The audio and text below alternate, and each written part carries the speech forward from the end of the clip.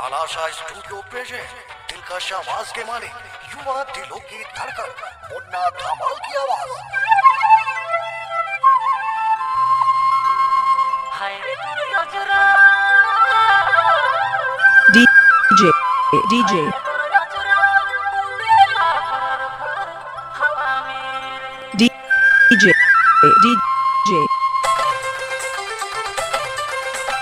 DJ Pankaj Badshah and DJ Pawan Bosco Labira.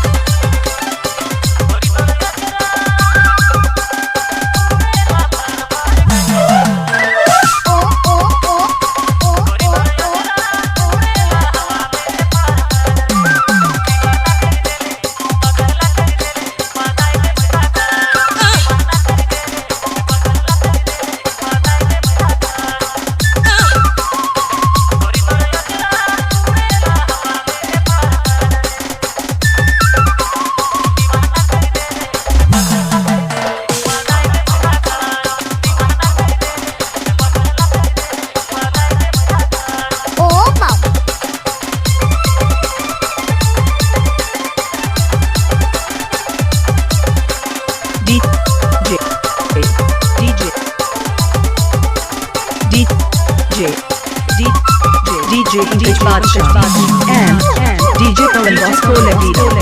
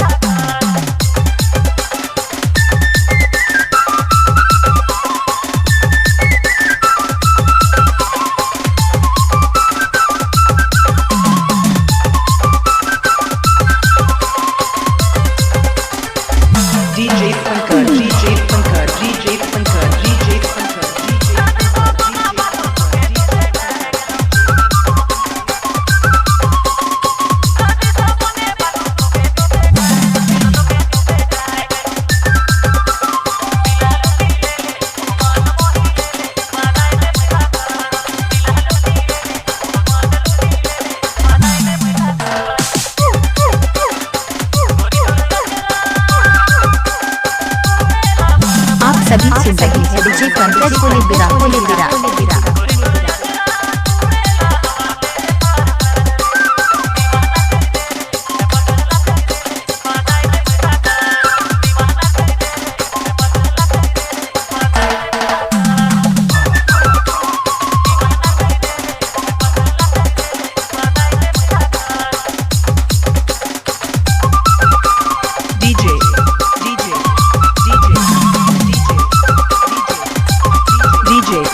DJ Pankaj Badshah and DJ Pawan Bosco Labira.